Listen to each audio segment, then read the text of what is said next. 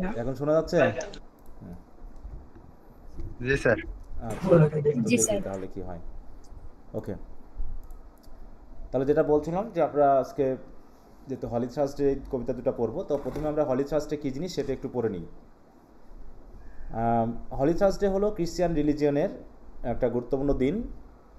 এই দিনটা mainly related হচ্ছে গুড ফ্রাইডে বলে একটা দিন আছে ক্রিশ্চিয়ান রিলিজিয়নে, তোমরা হয়তো বা শুনেছো গুড ফ্রাইডে, তাই তো? তারপর হচ্ছে ইস্টার সানডে, এগুলো শুনছো? ইস্টার সানডে, গুড ফ্রাইডে, এগুলো জি স্যার শুনছো স্যার। কখনো? ইস্টার সানডে শুনছি, গুড ফ্রাইডে শুনি নাই।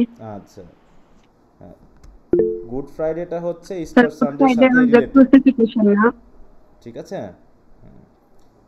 গুড ফ্রাইডেটা হচ্ছে তোমার ক্রিশ্চিয়ান রিলিজিয়নে যে যীশু খ্রিস্ট বা জিজাস ক্রাইস্টের ব্যাপারটা তো তোমরা শুনেছো, যে ক্রিশ্চিয়ান রিলিজনে বিশ্বাস করা হয় যে ওনাকে কি করা হয়েছিল, বলো কিভাবে মারা হয়েছিল, জানা আছে? ক্রুসিফাইড করে ক্রুসিফাইড ক্রুসিফাইড করে ওনাকে মারা হয়েছিল।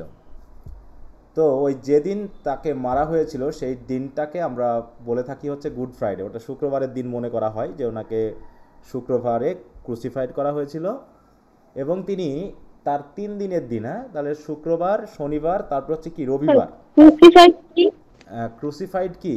ও আচ্ছা, এটা জানো না তাই তো? তাহলে একটু জানাতে হবে।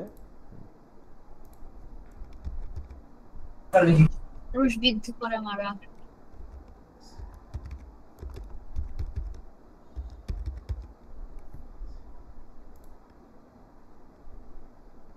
এই যে দেখো, দেখতে পাচ্ছ ছবিটা? হ্যাঁ জি স্যার। স্যার। দেখা যাচ্ছে? এই যে, জি স্যার। এই যে প্লাসের মতো যে জিনিসটা, সেটাকে বলা হচ্ছে ক্রস বলা হয়, ঠিক আছে? জি আর স্যার। এই ক্রসে এভাবে পায়ে হাতে প্রেক দিয়ে টাঙিয়ে রেখে হত্যা করাটাকে বলা হয় ক্রুসিফিকশন, হ্যাঁ। তো এটা বিশ্বাস জি করা স্যার, হয় বুঝতে। যে জিজাস ক্রাইস্টকে ক্রুসিফাইড করে এভাবে হত্যা করা হয়েছিল, সেটা মনে করা হয়। আর যেদিন করা হয়েছিল সেদিন হচ্ছে কি বার? শুক্রবার ছিল, শুক্রবার। ঠিক আছে? তো আর একটা বলা হয় যে তিনি 3 দিনের দিন, তাহলে শুক্রবার থেকে তৃতীয় দিন কি বার হয় বলো? সানডে। রবিবার। হ্যাঁ, এটাকে বলা হয় রিজারেকশন। মৃত্যু থেকে জীবিত হওয়াকে বলা হয় রিজারেকশন, হ্যাঁ। এই যে বিশ্বাস করা হয় যে তাকে যে কবরে রাখা হয়েছিল ওই শুক্রবারে তিনি মারা যান এবং তাকে একটা কবরে রাখা হয়েছিল, এবং ক্রিশ্চিয়ান রিলিজনে বিশ্বাস করা হয় যে তিনি তৃতীয় দিনে ওই রবিবারে তিনি কি করেছিলেন? জীবিত হয়েছিলেন পুনরায়, হ্যাঁ, মৃত্যু থেকে রিজারেকশন করেছিলেন, পুনরুত্থান যেটাকে বলা হয় থাকে বাংলা কথায়, আর ইংলিশে বলা হয় রিজারেকশন, হ্যাঁ। তো এইটাই সেটা বলছে, দেখো, the believe that Jesus was raised bodily from the dead by God on the third day after Jesus crucifixion, and burial, exalting himself to the near presence of God in external glory. তো এইভাবে তাকে দেখানো হয়েছে। তো এই জন্য তাহলে আমরা 2টা দিন পাচ্ছি প্রথমত গুরুত্ব। একটা হচ্ছে কি গুড ফ্রাইডে, যেদিন তাকে কি করা হয় বলো? এটা হচ্ছে ক্রুসিফাইড করা ক্রুসিফিকশন, হয়। তাই তো? ক্রুসিফাই করা হয়। Crucifixion day. আর একটা হচ্ছে ইএএস, ইস্টার সানডে বলা হয়, ঠিক আছে? তো যেটা হচ্ছে রিজারেকশন ডে। তবে এই যে গুড ফ্রাইডের আগের দিনকে বলা হয় হলি হলি থার্সডে, ঠিক আছে? তো এই দিনটা হচ্ছে আমরা বলে থাকি last suffer day with his disciples. Disciples বুঝো? ডিসাইপলস মানে কি? শিষ্য। শিষ্য, তাই তো? হুম। তো বিশ্বাস করা হয় যে এই দিনে তিনি তার শিষ্যদের নিয়ে লাস্ট বারের মতো মানে একটা খাওয়া দাওয়ার আয়োজন করেছিলেন তাদের বিদায় অনুষ্ঠানে, ঠিক আছে? তো হ্যাঁ, এরকম একটা ছবিও দেখা যায়, আছে লাস্ট সাফারের একটা ছবি এরকমটা আছে, দেখো এই যে দেখতে পাচ্ছ এরকম একটা ইমেজ। এইটা এঁকেছিলেন কে বলতে পারো? এটা হচ্ছে এঁকেছিলেন হচ্ছে লিওনার্দো দা ভিঞ্চি। বাইবেল পড়ে এই ইমেজটা তিনি এঁকেছিলেন, ঠিক আছে? তোমরা থার্ড ইয়ারে যখন পড়বা তখন বেশ কিছু বিষয় পাবা যে বিবলিক্যাল এরকম কোনো ইমেজ, তখন কি ক্যামেরা ছিল জিসাস ক্রাইস্টের সময়? আজ থেকে 1500 প্রায় 2500 না, বলতে স্যার। পারি নাকি, 2000 কত 25 বছর আগে কি কোনো ক্যামেরা ছিল বলো? হুম। না, না স্যার। স্যার। তাহলে এই ছবিগুলো কারা আঁকলেন যে এরকম জিজাস এরকম ছিলেন? হ্যাঁ, তারপরে তিনি এভাবে শিষ্যদের নিয়ে এরকম করছেন, এগুলো করছেন, এগুলো তো ছবি টবি কিছু ছিল না। জাস্ট বাইবেল থেকে তারা পড়ে তাদের কল্পনায় যেভাবে কাজ করেছে মাথায়, তারা ঠিক সেইভাবে ছবিগুলো এভাবে অঙ্কন করেছেন। ঠিক আছে তো, বিভিন্নভাবে দেখানো হয়েছে। তো এইটা হচ্ছে লাস্ট সাপার বা হলি থার্সডের দিন। এই দিনে মেলি তিনি তার লাস্ট বারের মতো শিষ্যদের নিয়ে বসেছিলেন। হ্যাঁ, তাই বলতে দেখো এখানে এই পুরো সপ্তাহকে বলা হয় হলি উইক। দেখো হলি থার্সডে অলসো নন অ্যাজ, দেখো মর্নডে থার্সডে খ্রিস্টান রিলিজিয়নে এটাকে বলা হয়। দেখো হলি উইক এখানে যে কটা দিন আছে, and takes place on the Thursday before Good Friday. Good ফ্রাইডের আগের থার্সডেটাকে বলা হয় থাকে। দেখো এই দিনটা কেন গুরুত্বপূর্ণ সেটা আমরা যদি একটু খেয়াল করি, তাই বলতে দেখো এইখানে হলি থার্সডে এটা হচ্ছে, এইখানে যদি আমরা দেখি খেয়াল করো, এই জায়গায় দিস স্যাক্রেড ডে মানে holy Thursday commemorates the last supper of Jesus with his 12 disciples, 12 জন শিষ্য নিয়ে, and the establishment of holy communion. Holy communion মানে এই যে ক্রিশ্চিয়ান রিলিজিয়নে দেখানো হয় যে প্রতি রবিবারে বা বিশেষ করে বিশেষ বিশেষ দিনগুলোতে এক ধরনের ভোজের আয়োজন করা হয়, সেটাকে বলা হয় স্যাক্রামেন্টাল। ঠিক আছে তো, এই যে এখানে তোমরা সেটা পাবা, এই যে ম্যান্ডেট অফ লাভ মানে জিজাস ক্রাইস্ট, তাই তো, তার সিম্বল হিসাবে, হ্যাঁ, যেহেতু তিনি ক্রুসিফিকেশনে মারা যাবেন, সেখানে তার রক্ত ঝরবে, তিনি এই ইত্যাদি একটা সিম্বল হিসাবে ক্রিশ্চিয়ান ধর্মে এক ধরনের মানে একটা উৎসব আছে, যেখানে কি করা হয় জানো, ব্রেড এবং ওয়াইন ব্যবহার করা হয়। ঠিক আছে তো, দেখো এখানে কেন করা হয় সেটা আমরা বলছি। সেটাকে হচ্ছে হলি কমিউনিয়ন। একসাথে বসে জিজাস ক্রাইস্টের নামে একটা যে ছোটোখাটো ভোজের আয়োজন করা হয় সেটাকে বলা হয় holy communion. And the commandment of love that defies the Christian way of life. হ্যাঁ, এবং ক্রিশ্চিয়ান রিলিজিয়নের একটা বিষয় হচ্ছে যে তিনি যে কমান্ডমেন্টগুলো দিয়ে গেছেন, বিশেষ করে একজন আরেকজনকে ভালোবাসার জন্য, হ্যাঁ, ঘৃণা না করার জন্য, হ্যাঁ, এই ব্যাপারটা এই দিনে টোটাল 3টা ঘটনা ঘটছে। তাহলে একটা হচ্ছে লাস্ট সাফার, তাই তো, এবং হলি কমিউনিয়ন, এবং সাথে সাথে হচ্ছে ক্রিশ্চিয়ান ওয়ে অফ লাইফে তিনি দেখিয়ে যান যে এখানে বড় ছোট বলে কেউ নাই, সবাই সমান। বুঝতে পারছো? এখানে তিনি তার শিষ্যদের পা ধুইয়ে দেন, বুঝতে পেরেছো, তিনি তার ডিসাইপলদের পা ধুইয়ে দিয়ে এটা তিনি বলে যান যে এখানে কেউ বড় নয়, সবাই সমান। হ্যাঁ, এখানে নেতা বলে কেউ নাই, জিজাস ক্রাইস্ট এই কথাটা এখানে বলে যান। তো সেই হিসাবে এই দিনটাতে পালন করা হয়। তাই বলছে দেখো যে হলি থার্সডে অলসো রিমাইন্ডস বিলিভার্স দেখো অফ জিজাস হিউমিলিটি। হিউমিলিটি মানে কি, তার যে নম্রতা, ভদ্রতা, তাই তো, এই বিষয়গুলোকে মেনলি তিনি শিক্ষা দেন। তাহলে প্রথমত লাস্ট সাপার বলতে কি বোঝানো হচ্ছে সেটা আমরা একটু দেখি। বলছে one of the central events remembered on Holi Thursday sir ঠিক আছে sir. Is the last supper. আর কেটে কেটে যায়, কিছু বলতে যাচ্ছ? আর কথা কেটে কেটে যায়। আচ্ছা, এখন ঠিক আছে স্যার। হ্যাঁ, মাঝে মাঝে একটু ঝামেলা হলে ওটাকে এক করে নিবা। হ্যাঁ, তাই বলছে দ্য ফাইনাল মিল। দেখো এই যে ফাইনাল মিল বা ভোজ, একটা খাবারের আয়োজন, Jesus shared with his disciples, এবং during this supper Jesus blessed bread and wine. দেখো এক ধরনের ব্রেড এবং এক ধরনের, হ্যাঁ, দেখো ওয়াইন, এই যে দেখো এখানে দেখা যাচ্ছে সিম্বল হিসাবে, হ্যাঁ, দেখতে পাচ্ছ? তো এখন আমরা যদি বলি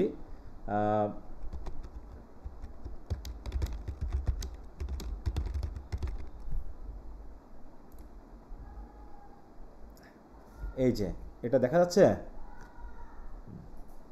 এই যে এটা দেখতে পাচ্ছ? জি স্যার। এইখানে দেখো এই যে ছোট্ট একটা রুটি, হ্যাঁ, এটা জাস্ট একটা সিম্বলিক্যাল। এখানে অসংখ্য রুটি আছে, দেখো এটা এই কাপটাতে অসংখ্য এরকম ছোট ছোট ব্রেড মতো আছে। আর এই যে কাপটা, ঠিক আছে তো, এই কাপটার কিন্তু একটা বিশেষত্ব আছে। তোমরা হলি গ্রেইল নামটা এখনো শোনোনি, হয়তো হিস্ট্রি পড়তে গেলে আমরা পাবো। ঠিক আছে তো, এই যে জিজাস ক্রাইস্ট যে কাপটা ইউজ করে থাকেন, ঠিক আছে তো, এটাকে বলা হয় হলি গ্রেইল। তো এইটা নাকি খুবই পবিত্র ছিল, এবং যে চার্চের অধীনে এইটার মানে এটা যাদের অধীনে ছিল তারা নাকি খুবই মানে কি ঐশ্বরিক বা ডিভাইন পাওয়ার সেই চার্চের ছিল। বুঝতে পেরেছো? যে কেউ যদি এটাতে টাচ করতো বা কেউ যদি এখান থেকে এরকমভাবে এই যে ওয়াইন বা ব্রেড খাইতো তাহলে তারা সুস্থ হয়ে যেত। তো এটা চুরি হয়ে যায়, বুঝতে পেরেছো? তা হারিয়ে যায় আর কি। তো এইটা উদ্ধার করা নিয়ে একটা বিশেষ গল্প আছে, কাহিনী আছে। হ্যাঁ, তোমরা সেটা হয়তো এই পাবা না কখনো এই গল্পটা, কিন্তু এটা নিয়ে বিভিন্ন যে সাহিত্যকর্ম আছে সেটা নিয়ে একটা ইঙ্গিত পাবো আমরা। তাই এটা একটু খেয়াল রেখো। এই যে এই কাপটা, হ্যাঁ, তাহলে এই কাপে আছে কি বলো তো? এই ভিতরে কি আছে? এই লাল লাল এগুলো কি? ওয়াইন। ওয়াইন তাই তো? ওয়াইন হ্যাঁ, ওয়াইন। আর এটা হচ্ছে কি, এই যে রুটি। এটা জাস্ট একটা সিম্বলিক্যাল ব্যাপার। এই ওয়াইন আসলে সামান্য একটু এই রুটির সাথে সামান্য কি করা হয়, এই যে এখানে নিয়ে কি করে, এই রুটি এরকমভাবে প্রথমে জিজাস ক্রাইস্টের নামে কিছু আমাদের রিচুয়াল আছে, সেগুলোকে পালন করে কি করা হয়, এই রুটি এই কাপে ডুবিয়ে, দেখো আমরা যদি একটু ইমেজ দেখি, পিপল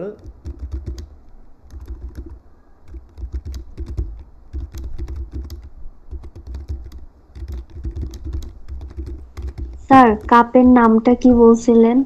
হলি গ্রেইল, গ্রেইল GRAIL, হ্যাঁ।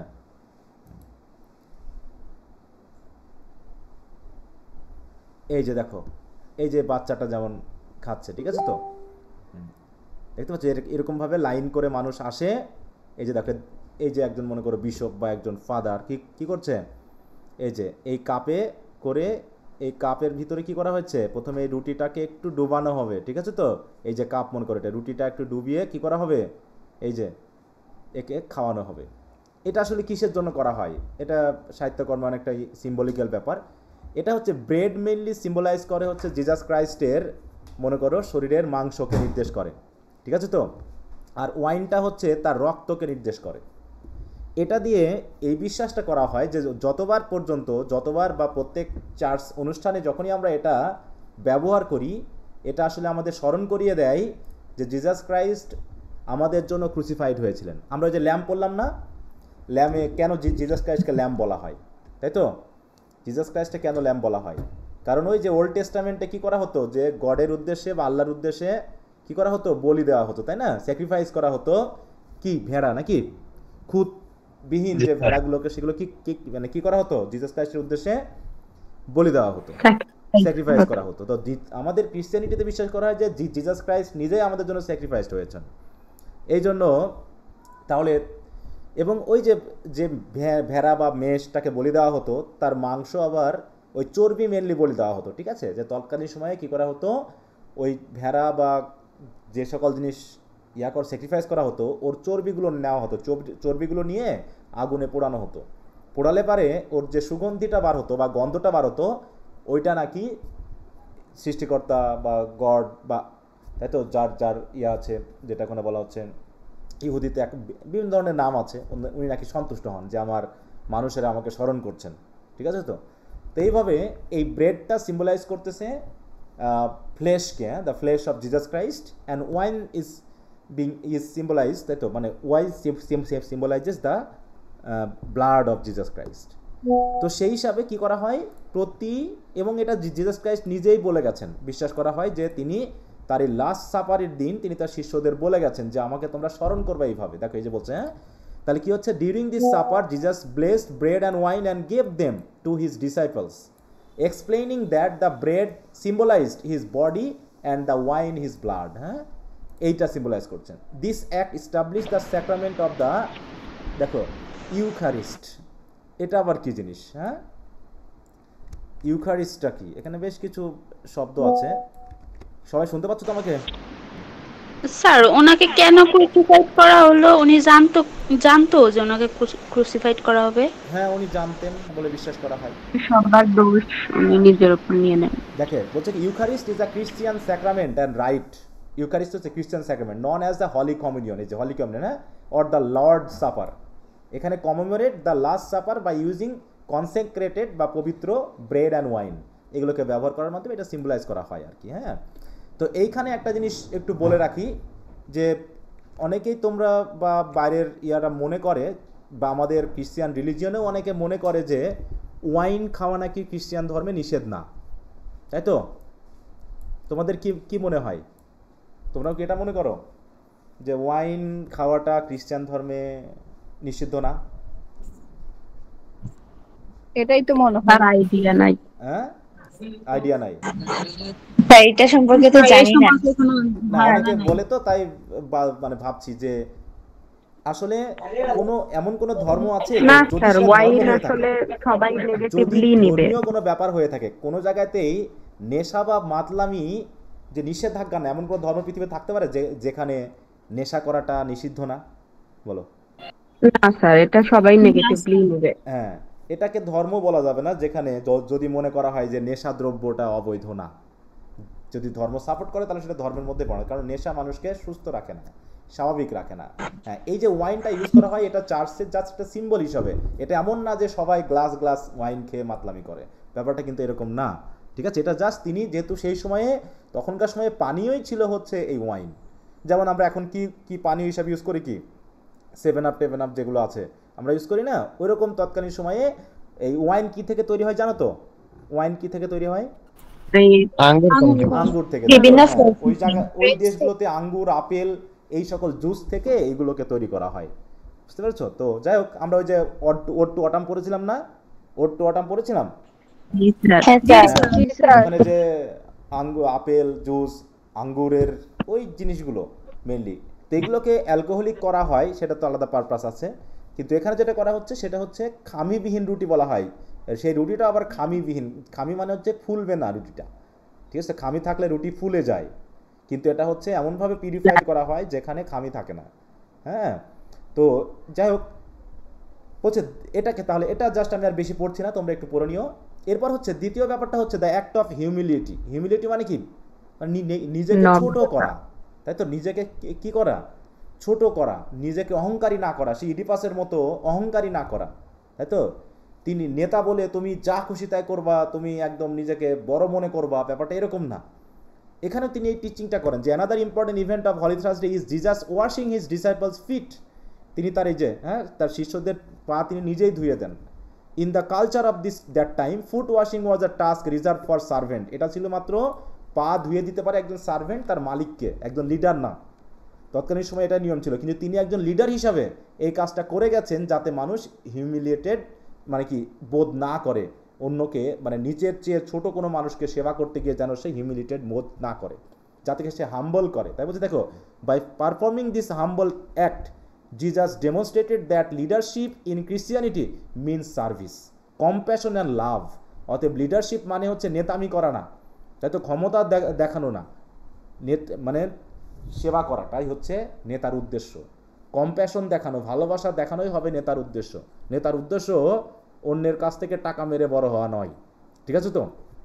হি taught his followers that no one is too great to serve others. হ্যাঁ, বলছে পৃথিবীতে এমন কেউ নেই যে এত বড় যে অন্যকে সে সার্ভ করতে পারবে না। তাহলে this moment is often reenacted in churches around the world. এইগুলোকে হলি থার্সডের দিন কী করা হয়? এনাক্টেড করা হয়। এনাক্টেড করা মানে কি? ওই দিন যিনি ফাদার থাকেন বা বিশপ থাকেন বা হচ্ছে চার্চের প্রিস্ট থাকেন, তিনি কি করেন? ওই সকল যারা বিশেষ করে বৃদ্ধ মানুষ তাদের পা তিনি ধুয়ে দেন আর কি। হ্যাঁ, বা একজন আরেকজন কি করে? একজন আরেকজনের পা ধুয়ে দেয়। এটা একটা জাস্ট মনে করার জন্য হলি থার্সডের দিন। তাহলে হলি থার্সডে হচ্ছে কি? গুড ফ্রাইডের আগের দিন, তাই না? আগের দিন। আচ্ছা, এরপর হচ্ছে তাহলে এটা একটা বিষয় গেল। আরেকটা হচ্ছে ম্যান্ডেট অফ লাভ। তিনি এই ঘোষণাটা দিয়ে গেছেন যে আমার আদেশ মানে হচ্ছে অন্যকে কি করা? ভালোবাসা। দেখো বলছে কি? Love one another as I have loved you. আমি তোমাদেরকে যেমন ভালোবেসেছি তেমনি তোমরা আমার ফলোয়ার যারা থাকবা তারা একজন আরেকজনকে ভালোবাসবা। কেউ যেন একজন আরেকজনকে অন্যের উপরে নেতা মনে না করে বা বড় মনে না করে। ঠিক আছে? তাই বলছে দেখো, this commandment lies at the heart of the Christian faith. It calls believer two love unconditionally. হ্যাঁ, মানে ভালোবাসাটা হবে কিন্তু আনকন্ডিশনাল লাভ হবে, যেখানে কোনো শর্ত থাকবে না। Forgive freely and show kindness toward everyone. এই আদেশগুলো তিনি এই দিনে করে গেছেন। অতএব holy Thursday thus reinforces the central message of Jesus Christ. হ্যাঁ, অতএব জিজাস ক্রাইস্টের একটা মৌলিক message that love is the greatest law and the true sign of discipleship. হ্যাঁ, যে আমার শিষ্য হতে হলে ভালোবাসা দেখাতে হবে মানবিকতার প্রতি, মানুষের প্রতি। আমরা তো রাইম অফ দ্য অ্যানশিয়েন্ট ম্যানের এখনো পড়ি নাই, ওখানেও এরকম একটা সেন্স পাবো যে পৃথিবীর মানুষ থেকে শুরু করে প্রত্যেকটা প্রাণীর প্রতি ভালোবাসা দেখাতে হবে, কারো প্রতি হিংস্রতা না, কারো প্রতি কি না, রাগ না, বিদ্বেষ না, নিজেকে অন্যের থেকে বড় মনে করা না। তিনি এই শিক্ষাটা দিয়ে গেছেন ঠিক তার আগের দিন, যেদিন তিনি মারা যাবেন তার আগের দিন, তাই তো, গুড ফ্রাইডের আগের দিন। তো এই দিনটাকে আলাদা করে পালন করা হয়। এই দিনটাকে দেখানো হয় কি হিসাবে, যে আমরা সবাই একসাথে চার্চে মিলিত হব, সবাই সবাইকে আমরা ক্ষমা করে দিব যদি কারোর সাথে রাগ থাকে, বিদ্বেষ থাকে। ঠিক এইভাবে একজন আরেকজনের পা ধুইয়ে দিয়ে কি করা হবে, যে আমি তোমার প্রতি যদি কোনো বিদ্বেষ করে থাকি বা রাগ করে থাকি বা কোনো পাপ করে থাকি, তুমি ক্ষমা করে দিলে খুশি হব, এরকম একটা বিষয় থাকে আর কি। তো এটা গ্র্যান্ড ওয়েতে মেনলি পালন করা হয়। তো কবি এই হলি থার্সডেটাকে তিনি বিশেষভাবে ফিল করেছেন, হ্যাঁ, যে এই দিনটার উদ্দেশ্য কি, এই দিনে আমাদের কাজটা কি, আর চার্চে কি করা হয়, চার্চে কি করা হয়, আর জিসাস ক্রাইস্ট তিনি কি শিক্ষা দিয়ে গেছেন, এই জিনিসটাকে তিনি কিন্তু এই দিনে, মানে এই কবিতাটা এই দিনের উপর লিখে তিনি তার মানসিকতাকে দেখানোর চেষ্টা করেছেন। অলরেডি আমরা তো বেশ যে মানে মোটামুটি 6-7টা কবিতা পড়ে ফেলেছি, এবং পরে আমরা বুঝতে পেরেছি যে তিনি ধর্মের বিরুদ্ধে নাকি চার্চের বিরুদ্ধে মোটামুটি তার স্ট্যান্ড গ্রহণ করেছেন। কোনটা বলতো? হ্যাঁ, চার্চ মানুষকে কি করে, জিসাস ক্রাইস্ট দেখিয়ে গেছেন কি সকল মানুষ সমান এবং সবাই সমান সেবা এবং সমান মানে কি বলবো সুযোগ পাওয়ার অধিকারী, এবং তিনি নিজের জীবন দিয়েও এটা দেখিয়ে গেছেন এবং নিজের কর্মকাণ্ড দিয়েও দেখিয়ে গেছেন। কিন্তু আমরা আমাদের চার্চগুলোতে বা আমাদের সমাজগুলোতে যা দেখি তা সম্পূর্ণ ভিন্ন। তাহলে এই চার্চের এগুলো প্রচার করে লাভ কি? যেমন আমরা চিমনি সুইপারে বিশেষ করে দেখলাম, তাই না? তারপর লন্ডনে দেখলাম যে চার্চকে তিনি ব্যাপকভাবে কিন্তু ধিক্কার দিয়েছেন, হ্যাঁ, বা তিনি ওদেরকে গালিগালা বলবো না, ধিক্কারই বলা যায়, হ্যাঁ, দিয়ে দিয়েছেন যে চার্চের যে কাজ সেগুলো আসলে হচ্ছে না। ঠিক আছে, তো এটা হলো হলি থার্সডের পিছনের কথা। এটা নিয়ে অনেক সময় শর্ট কোশ্চেন আসে, ব্রিফ কোশ্চেন আসে যে হোয়াট ইজ হলি থার্সডে, বা write a short note on Holi Thursday, এগুলো নিয়ে আসে। ঠিক আছে, তো আমি বেসিক জায়গাটা একটু বুঝিয়ে দেওয়ার চেষ্টা করলাম, আশা করি তোমরা বুঝতে পেরেছো। কি বুঝতে পারছো বিষয়টা?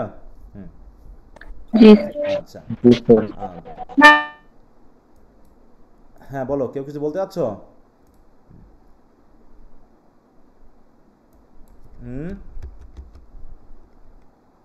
না স্যার। আচ্ছা,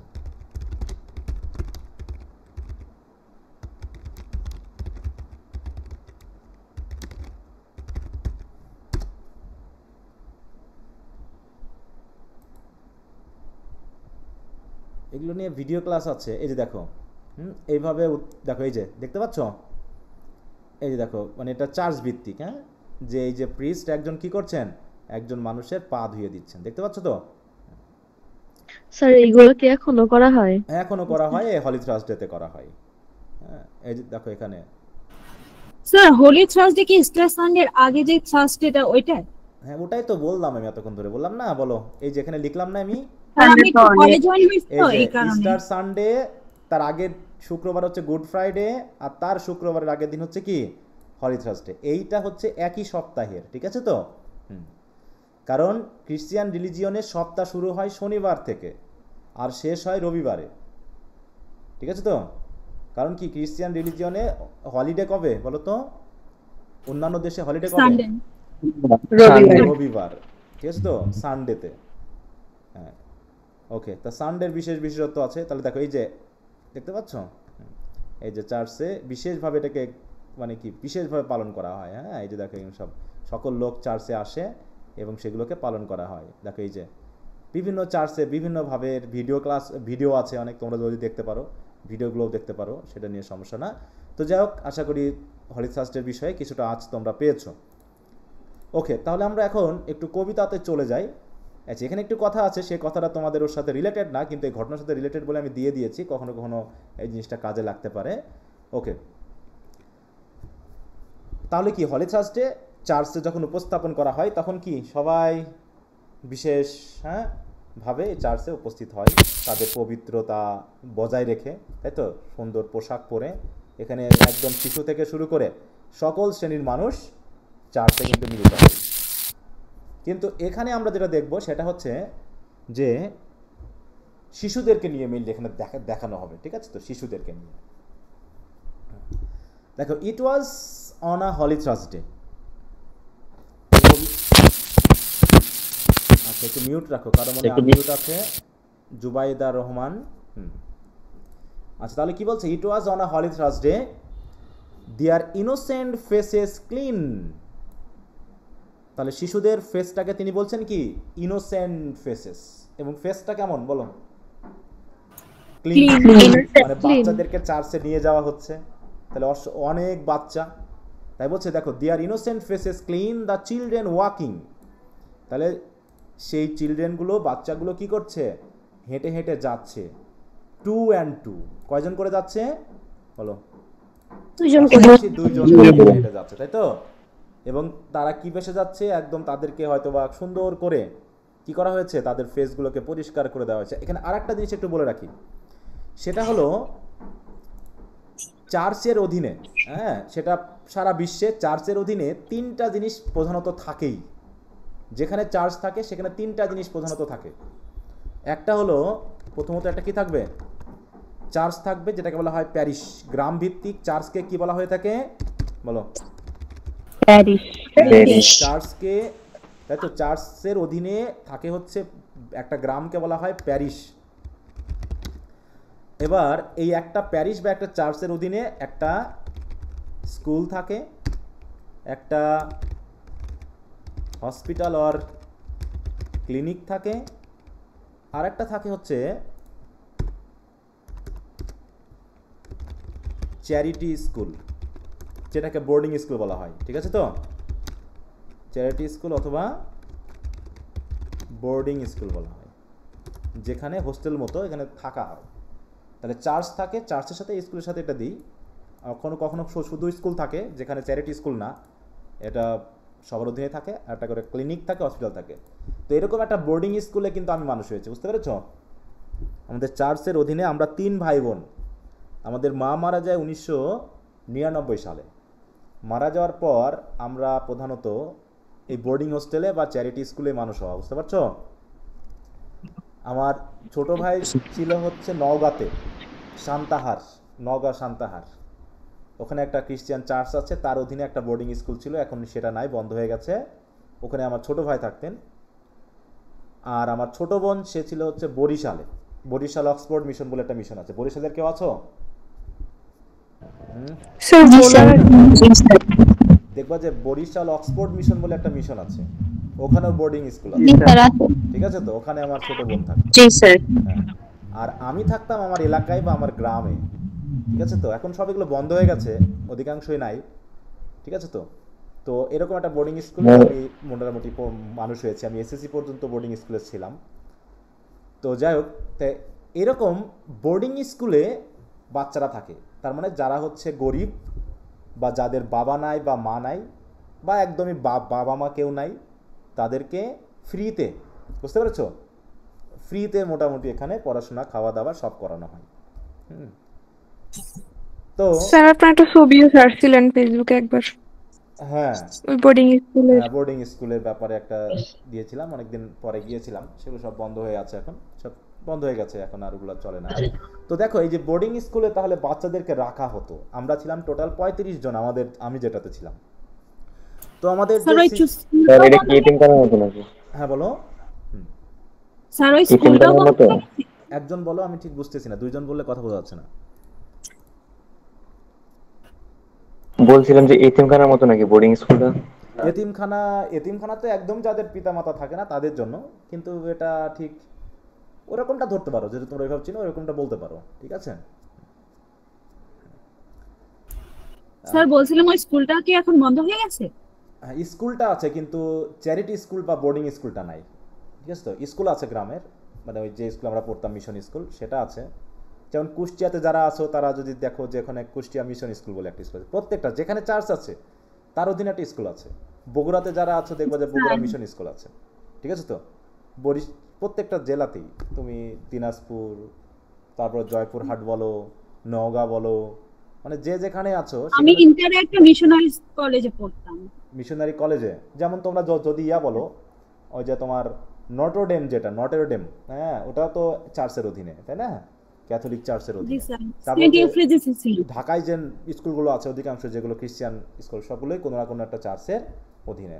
হ্যাঁ, স্যার ক্যাথলিক আর প্রোটেস্ট্যান্টের মধ্যে পার্থক্যটা কি? ওটা এখন আর বলবো না, ওটা হিস্ট্রি পড়তে গিয়ে বলবো, ঠিক আছে? এখন ওটা আমরা সময় নষ্ট না করি, ওটা হিস্ট্রি পড়বো যখন, তখন এটা চলে আসবে, কারণ এটা একটা বড় জিনিস। হ্যাঁ, খ্রিস্টান ক্যাথলিক প্রোটেস্ট্যান্ট নিয়ে আলোচনাটা খুব হবে আর কি হিস্ট্রি পড়তে গিয়ে।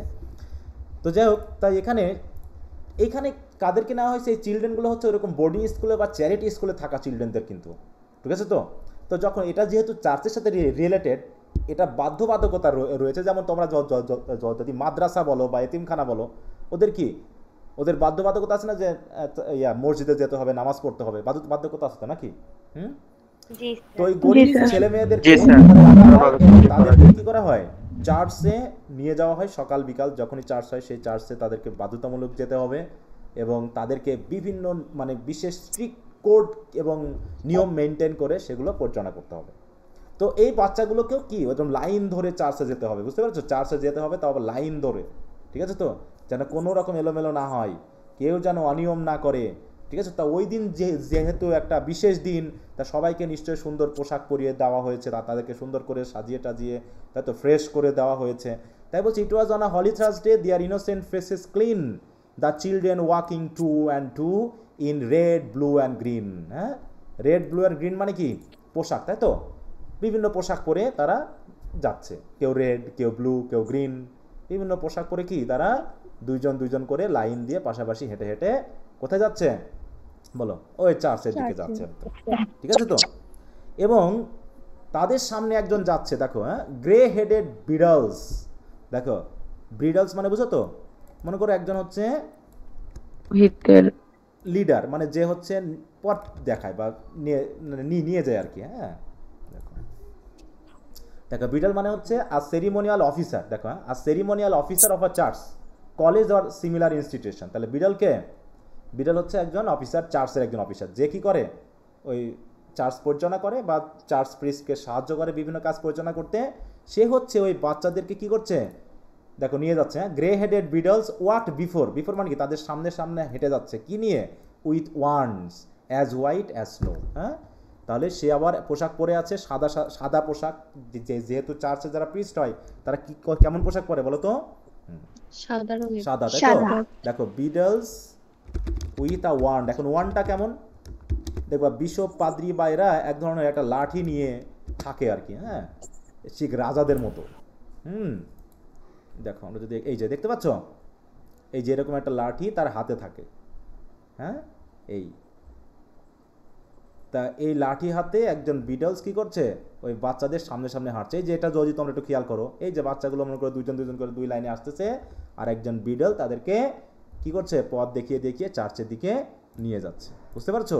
এবং সে যে পোশাক পরে আছে সেটা কেমন দেখো, পোশাক এবং তার যে লাঠিটা, হ্যাঁ, কেমন? As white as snow. হ্যাঁ, এই লাঠিটা কিসের প্রতীক? চার্চের প্রিস্টের কাছে বা বিশপের কাছে বা ফাদারের কাছে একটা লাঠি থাকে। এই লাঠিটা আসলে ওই যে শেফার্ডের কিন্তু সিম্বল, বুঝতে পেরেছো? শেফার্ডের সিম্বল মানে তার এই চার্চের বা প্যারিসের মানুষগুলো হচ্ছেন এক একজন মেষ বা ভেড়া, আর এই প্রিস্ট হচ্ছে তার শেফার্ড। কারণ জিজাস ক্রাইস্ট নিজেকে শেফার্ডও বলেছেন, জিজাস ক্রাইস্ট নিজেকে ল্যামও বলেছেন।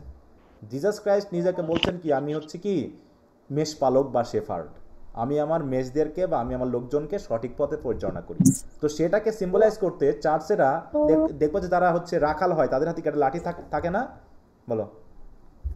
দেখবো যে রাখালের হাতে একটা লাঠি থাকে, সে লাঠিটা হচ্ছে সিম্বলাইজ করছে যে দে আর দ্য শেফার্ড, ঠিক আছে? তো মানে রাখালের একটা সাইন বা সিম্বল ওটা।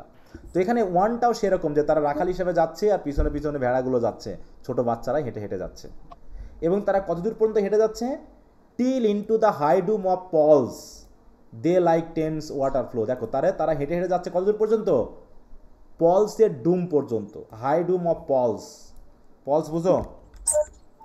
পলস কি? প্রধান যে গির্জাটা। হ্যাঁ, Paul's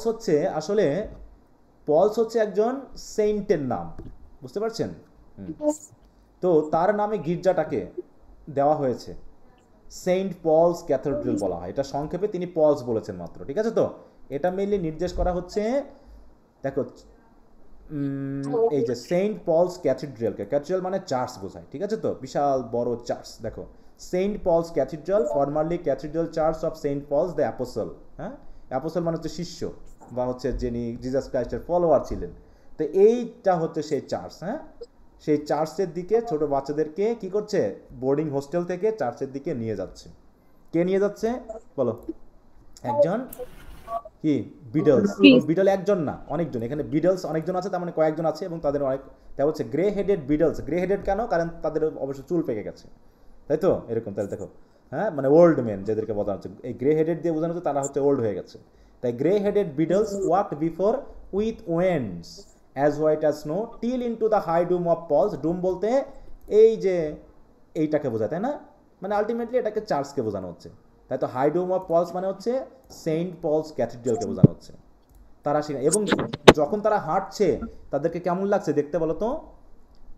like Thames waters flow, মূলত জানো টেমস নদীর পানি যেন বয়ে চলেছে, পানি যেন বয়ে ওই ক্যাথিড্রাল টেলের ভিতরে ঢুকছে। টেমস রিভার কি আমরা গতদিন পেয়েছিলাম গত ক্লাসে? এটা একটা রিভারের নাম, তাই না? যেন মনে হচ্ছে কি টেমস রিভারের পবিত্র পানি যেন বয়ে চলেছে, কারণ অসংখ্য বাচ্চা যখন যাচ্ছে তাদেরকে দেখে ওইরকম মনে হচ্ছে যেন টেমস ওয়াটার্স ফ্লো।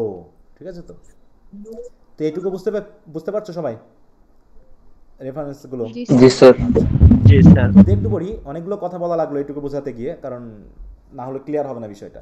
তাই দেখো, on Holi Thursday a group of poor charity school children are seen marching towards Saint Paul's Cathedral. Their faces are washed clean and they walk in pairs wearing bright clothes of red, blue and green. Old men called beadles who supervise the children walk in front of them carrying long white staff as a symbol of authority. The children enters the cathedral in a long line moving like a flowing river, similar to the Thames water filling London with life. এরকম ভাবে কিন্তু দেখানো হয়েছে। তো এই প্যারা তো বুঝতে পারছো সবাই নাকি? তাহলে এগুলো একটু তোমরা একটু দেখে নিবা। এবার সেকেন্ড ইয়ার কি বলছে? বলছে oh what a multitude they seemed, হ্যাঁ, বলছে কি হোয়াট আ মাল্টিটিউড মানে কি অসংখ্য, মানে কি অসংখ্য বাচ্চা, এবং তাদেরকে দেখতে কেমন লাগছে?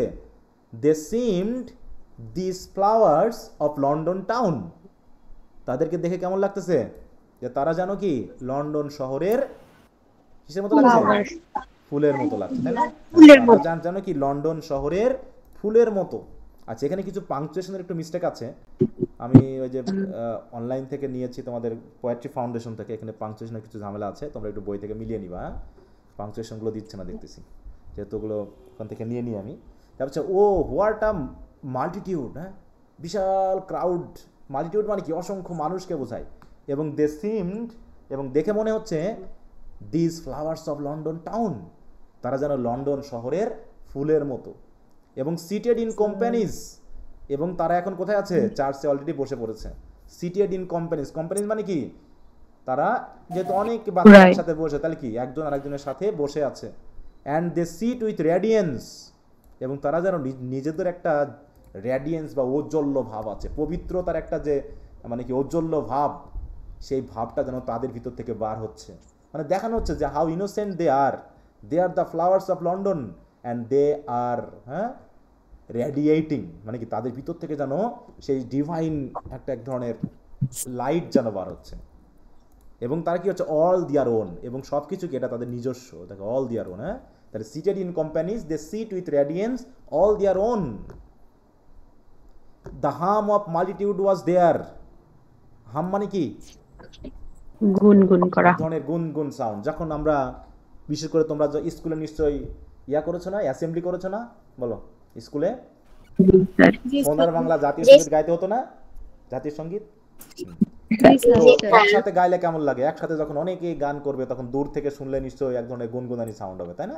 তা সেই গানটাকে বা তারা হয়তো কোনো গান করছে, তাই বলছে the hum of multitude was দেয়ার, চার্চের ভিতরে এক ধরনের হামিং সাউন্ড আছে, গুঞ্জন আছে। বাট মাল্টিটিউড অফ ল্যাম্পস, তাদেরকে মাল্টিটিউড বলতে তিনি শুধু সাধারণ মানুষকে বোঝাচ্ছেন না, যেহেতু ছোট বাচ্চা তারা হচ্ছে কি ল্যামের মতো ইনোসেন্ট, তাই তাদেরকে বলা হচ্ছে মাল্টিটিউড অফ ল্যাম্পস। তাহলে এত ল্যাম্প, হ্যাঁ, এত ইনোসেন্ট চিলড্রেন এখানে আছে।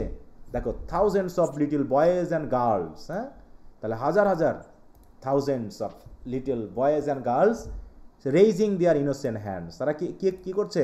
তারা তাদের ইনোসেন্ট হ্যান্ড রেইজ করে কি করছে? সবাই গান করছে বা কোরাস করছে, যেটা চার্চের যে নিয়ম আছে। নিশ্চয় তোমরা সিনেমা দেখছো, ইংলিশ সিনেমা যদি দেখে থাকো, চার্চে এক ধরনের গান করা হয়, কোরাস সং বলা হয় ওগুলোকে। সেগুলো হচ্ছে চার্চের এক ধরনের সার্ভিসের সাথেই যায়। তা ওই বাচ্চারাও তারা হাত তুলে কি করছে, হাত তুলে বলো গান করছে নাকি? হ্যাঁ, গান সৃষ্টিকর্তার প্রশংসায় গান করছে। আমরা যদি একটু ইমেজারিগুলো দেখি, দেখো তাহলে thousands of boys and girls raising in singing at a church. হয়তো এরকম, এই যে দেখতে পাচ্ছ এটা, এই যে দেখো, হ্যাঁ এরকম অসংখ্য বাচ্চা কি করছে, অসংখ্য মানুষ, এই যে হ্যাঁ দেখো, এই যে এখানে কি করছে, তারা গান করছে, ঠিক আছে, হাত তুলে, বুঝতে পারছো? এবং এই গানটাকে দূর থেকে শুনলে কেমন লাগছে, এক ধরনের হামিং সাউন্ড, গুঞ্জন একটা সাউন্ড, যেহেতু সবাই একসাথে গান করছে। এই দেখেন, সেটা বলছে, দেখো, the children SIM like a huge number of beautiful flowers blooming in the city of London.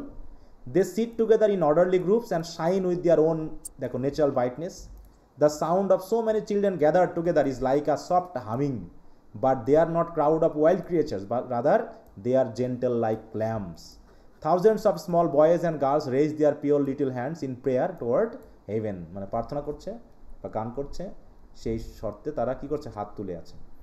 তো তারপরে কি বলছে দেখো, এবার থার্ড স্টেঞ্জাতে, now like a mighty wind. তাহলে কি হচ্ছে, যেহেতু তারা এখন ধরে প্রার্থনা করছিল, হ্যাঁ প্রার্থনা করছিল, এখন তারা আবার গানও করছে, দেখো, তাই বলছে নাও, প্রথমে ছিল হামিং সাউন্ড, হ্যাঁ ওই সময় প্রেয়ার ছিল আর কি, হাত তুলে প্রেয়ার করছিল, তখন প্রেয়ারের একটা গুঞ্জন সাউন্ড আছে, সেটা বোঝাতে হামিং। আর এখানে বলা হচ্ছে মাইটি উইন্ডের মতো, দেখো, now like a mighty wind they raise to heaven the voice of song. এতক্ষণ তারা হাত তুলে প্রার্থনা করছিল, আর এখন কি, তারা হেভেনের দিকে তাদের কণ্ঠ, তাই তো, কি করছে, কণ্ঠ দিয়ে হেভেনের দিকে যেন গান গাচ্ছে। They raise to heaven the voice of song. কেউ কিছু বলতেছো? স্যার কথা কেটে আসতেছে। আচ্ছা, এখনো আসছে?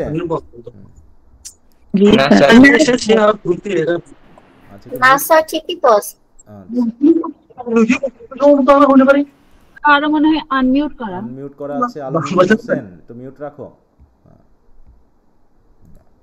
তা সেটাই বলছে, দেখো, হ্যাঁ, now like a mighty wind they raise to heaven the voice of song, or like harmonious thunderings, হ্যাঁ, অথবা হারমোনিয়াস থান্ডারিং এর মতো, হ্যাঁ, দ্য সিটস অফ হেভেন, যেন তারা কি করছে, হেভেনের সিটে বসে তারা হারমোনিয়াস থান্ডারিং এর মতো করে উচ্চ স্বরে তারা গান করছে। হারমোনিয়াস কেন বলা হচ্ছে, কারণ এখানে এক ধরনের সঙ্গবদ্ধতা আছে, একসাথে মিলে গান করছে নাকি, এই জন্য এক ধরনের হারমোনিয়াস। থান্ডারিং কেন বলা হচ্ছে, কারণ ওই রকম উচ্চ স্বরে, থান্ডারের মতো, হ্যাঁ, থান্ডার কি বলো, ওই রকম, হ্যাঁ, তাই থান্ডারিং এর মতো করে তারা কি করছে, তাদের কণ্ঠস্বর দিয়ে পুরো উচ্চ স্বরে গান করছে। আর among beneath them sit the aged men, wise guardian of the poor, হ্যাঁ, এবং তারা যেখানে বসে আছে, ঠিক আছে তো, তাই বলছে among beneath them sit, তারা যেখানে বসে আছে তার ঠিক নিচে বসে আছে কারা, ওই যে বিডলস, হ্যাঁ, ওল্ড বিডলস বা ওয়াইজ মেন বা গ্রে হেডেড মেন, যাদেরকে বলা হচ্ছে কি বলো, ওয়াইজ গার্ডিয়ান অফ দ্য পোর, কারণ তারা তাদেরকে দেখাশোনা করে, মানে তাদের ওই যে বোর্ডিং স্কুল বা বোর্ডিং হোস্টেলে যারা দেখাশোনা করে তাদেরকে বলা হচ্ছে কি ওয়াইজ গার্ডেন, তারাও তাদের সাথে বসে আছে, বুঝতে পেরেছো, তারাও তাদের সাথে বসে তাদেরকে পরিচালনা করছে, ঠিক আছে। যেমন বিভিন্ন মাদ্রাসায় যদি তোমরা পড়াশোনা করে থাকো বা যারা আছো, সেখানকার যারা টিচার, তাই না, বা যারা হচ্ছে ওখানকার পরিচালনা করে, তারা কি ছোট বাচ্চাদের কি দেখভাল করে না বলো, এবং বিভিন্নভাবে, এমনকি মসজিদে বলো বা ধর্মীয় কোনো কার্যক্রম পরিচালনা, তারা তাদেরকে কি করে থাকে, দিক নির্দেশনা দিয়ে থাকেন, তাদেরকে পরিচালনা করে থাকেন। তো এখানে সেটাই বলা হচ্ছে। অ্যান্ড দেখো, দেন চেরিশ পিটি, তাই বলছে, দেখো, beneath them sit the aged men, wise guardians of the poor, then cherish pity lest you drive an angel from your door. অতএব এদেরকে দেখে, এই ছোটো বাচ্চাদেরকে কেমন লাগছে দেখে, করুণা লাগছে কবির, বুঝতে পেরেছ, কবির খুবই খারাপ লাগছে এই বাচ্চাগুলোকে দেখে, হ্যাঁ, বুঝতে পেরেছ। চেরিশ পিটি মানে কি, পিটি দিয়ে কি মানে কি বোঝানো হচ্ছে এখানে, করুণা। হ্যাঁ একজনের করুণা। করুণা, যে বাচ্চাগুলোকে দেখলে মানে এটা হয়তো রিডারদেরকেও তিনি হয়তো করছেন, যে মানে অনুরোধ করছেন, যেহেতু একটা ইম্পারেটিভ সেন্টেন্সে আছে। তারপর হচ্ছে এই যে বাচ্চাগুলোকে বললাম না যে চার্চে বসে তাদের গার্ডিয়ান পাশে আছে, তারা একসাথে বসে গান করছে, প্রার্থনা করছে, তো এই বাচ্চাগুলোকে দেখলে একটু হলেও তাদের প্রতি পিটি শো করবেন। হ্যাঁ ঠিক আছে, তো এদের প্রতি যদি আপনি করুণা দেখান, তাহলে কি তাদেরকে করুণা দেখানো মানে আলটিমেটলি গডকেই সেবা করা হবে বা গডের প্রতি করুণা করা হবে। কিন্তু দেখো, lest you drive an angel from your door, হ্যাঁ, যে যদি আপনি এদেরকে করুণা না করেন, এদের প্রতি যদি ভালোবাসা না দেখান, তাহলে কেমন হবে বিষয়টা? বিষয়টা হবে ঠিক একটা অ্যাঞ্জেলকে বাড়ির দরজা থেকে দূর করে দেওয়া, মানে তাড়িয়ে দেওয়া। তাহলে তিনি তাড়িয়ে দেওয়া। এই বাচ্চাগুলো কিসের তুলনা করলেন বলো? অ্যাঞ্জেল। অ্যাঞ্জেলের সাথে। Angel. They are so innocent that they are like the angel. If you just do not show pity towards them, it would be like the angels who are driven away by us from our door. মানে আমাদের বাড়ির দরজা থেকে ফেরেশতাকে ফিরিয়ে দেওয়ার মতো হবে। তার মানে এখানে একটা ইনোসেন্ট ভাব দেখালেন, যে ইনোসেন্ট বাচ্চাগুলোর পরিবেশ দেখালেন, তারা কীভাবে চার্চে প্রার্থনা করছে, গান করছে, তাই না? তাদের ইনোসেন্স দিয়ে তারা কিভাবে গডের প্রতি রেসপেক্ট বা যে মানে জিজাসের প্রতি কীভাবে তারা তাদের ভালোবাসা শো করছে, এবং তারা নিজেরাও কেমন ইনোসেন্ট সেটা দেখানো হচ্ছে। এদেরকে দেখো কয়েকটা বিষয়ের সাথে কিন্তু তুলনা করা হলো। যদি প্রশ্ন আসে যে হোলি থার্সডেতে এই বাচ্চাগুলোকে কি কি হিসাবে দেখানো হয়েছে, কিসের সাথে কম্পেয়ার করা হয়েছে আলটিমেটলি বলো? Flowers, flower, games water flow, Angel, lamps. তারপর কি ল্যাম্প, তারপর হচ্ছে কি অ্যাঞ্জেল, তাই না? এইভাবে বিভিন্ন বিষয়ের সাথে কিন্তু তার সাথে তুলনা করা হয়েছে। এগুলো তুলনা করার উদ্দেশ্য কি? To show the innocence they possess, তাই না? এইটাই। তাই বলছে দেখো, the children begin singing loudly, their voice rise up towards heaven like a strong rushing wind. Their song is so powerful and united that it sounds like gentle thunder coming from the seats of heaven. Below them sit old men, the guardian responsible for taking care of the poor. The poet ends with a message. এটা মেসেজটা কি? যে people must show kindness and sympathy toward the poor, otherwise they might be unknowingly rejecting an angel sent by God. হ্যাঁ, এইটা তিনি তার এই কবিতার মাধ্যম দিয়ে প্রচার করেছেন। কি বুঝতে পারছো সবাই? তাহলে আলটিমেটলি দেখো এখানে কি বলছে, ফাইনালি আন্ডারস্ট্যান্ড দ্য পয়েন্ট, বলছে through all the three stanzas Blake praises the beauty and spiritual purity of children, criticizes institutional control and hypocrisy, warn society to protect innocence instead of exploiting it. হ্যাঁ, যে বাচ্চাদেরকে কী করা বলা হচ্ছে, এদেরকে PT show করতে বলা হয়েছে নাকি? তা না হলে আলটিমেটলি এটা আসলে অধর্ম হয়ে যাবে, অ্যাঞ্জেলদেরকে নিজের বাড়ির দরজা থেকে ফিরিয়ে দেওয়ার মতো হয়ে যাবে। যদিও হ্যাঁ বলো স্যার, এখানে কি বাচ্চাদের পুয়ার বলা হয়েছে? পোর না হলে তুমি এই চ্যারিটি স্কুলে কেন রাখবে বলো? এখানে যে বাচ্চাদেরকে রাখা হয়েছে এরা গরিব বলে তো এখানে আছে নাকি? তাছাড়া কোনো ধনী পরিবারের সন্তানকে এখানে রাখবে বাচ্চাদেরকে বলো? না স্যার। হ্যাঁ, তো এখানে সেটাই, এখানে তো অবশ্যই এখানে শুধু চিলড্রেনদেরকেই বলা হয়েছে তা নয়, মানে আলটিমেটলি এই জাতীয় দরিদ্র, তাই তো অসহায় শিশু মানুষ সকলকেই আলটিমেটলি তিনি বুঝিয়েছেন। ঠিক আছে, দেখো এখানে হচ্ছে ব্ল্যাক, তো দেখো এখানে আমরা যদি একটু খেয়াল করি তাহলে এখানে তুলনা করা হয়েছে ফ্লাওয়ারের সাথে, এখানে তুলনা করা হয়েছে ল্যামের সাথে, এই সব কিছু, এবং তারপর আমরা শেষে দেখলাম অ্যাঞ্জেলের সাথে। এই সব কিছু দিয়েই তার প্রধান উদ্দেশ্য কি বলো? ছোট বাচ্চাদের ইনোসেন্স ভাবটাকে ইনোসেন্সটাকে। কিন্তু এই ইনোসেন্ট বাচ্চাগুলোকে ব্যবহার করে কিভাবে চার্চ, তাই তো, বা অথরিটিরা সুবিধা ভোগ করবে সেটা তোমরা দেখবা। ফোর্থ ইয়ারে তোমরা একটা উপন্যাস পড়বা জেন আয়ার নামে। সেখানে তোমরা একটা এই চ্যারিটি স্কুলে পড়া একজন মেয়ে জেন আয়ার তার গল্প কাহিনীটা শুনবা, মানে পড়বা, তখন বুঝতে পারবা যে আসলে এই চ্যারিটি স্কুলে থাকা বাচ্চারা কিভাবে আসলে বড় হয়, তারা কি ভালোবাসা পায় বলো? বলো, সেরকম ভাবে ভালোবাসা আদর যত্ন কি পায় আসলেই? না, কিন্তু পায় না, তাই না? আমি তো নিজে দেখছি, আমরা তো মোটামুটি ওইভাবেই ভাগ্যের জোরে মানুষ হয়েছে আর কি। হ্যাঁ, ওকে, তো ঠিক আছে, তাহলে এটা একটু পড়লাম। এখানে কিন্তু আমরা দেখো এখানে একটা কথা বলা হয়েছে, criticize institutional control and hypocrisy. এখানে কিন্তু আলটিমেটলি ক্রিটিসাইজটা সরাসরি দেখানো হয়নি, হয়েছে? এখানে কোনো ক্রিটিসাইজ কিন্তু করা হয়নি বা ক্রিটিক্যাল কোনো বিষয় বলা হয়নি, কিন্তু আলটিমেটলি এটা আছে। সেটা আমরা যখন এই যে এক্সপিরিয়েন্স পড়ে ফেলবো তখন আমরা বুঝতে পারবো যে এখানে আসলে কবি কি দেখাতে চেয়েছেন। হ্যাঁ, তাকে বলছে কি, the poem appears innocent and celebratory but deeper reading shows it a gentle protest against social injustice. এখানে বাচ্চাদেরকে কি করা হচ্ছে, নিজেদের মতো করে, বাচ্চারা কি নিজের মতো করে পোশাক করতে পারবে, ওখানে নিজের মতো করে চলতে পারবে? তাদেরকে লাইন করে নিয়ে যাওয়া হচ্ছে 2 by 2, তাই তো 2 and 2 নিয়ে যাওয়া হচ্ছে। তারা যে ওখানে চার্চে যে প্রার্থনা করছে, হয়তো তাদের ইচ্ছা নাই তারপরও করছে, এরকম হয় না বিষয়টা?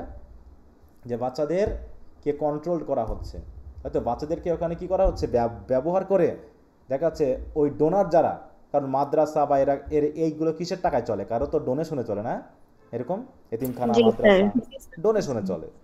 তো সেই ডোনেশনের টাকাটা কিভাবে ব্যবহার করা হচ্ছে সেগুলোও আমরা দেখতে পাবো। হ্যাঁ, তো যাক, এগুলো তোমরা পড়ে নিও।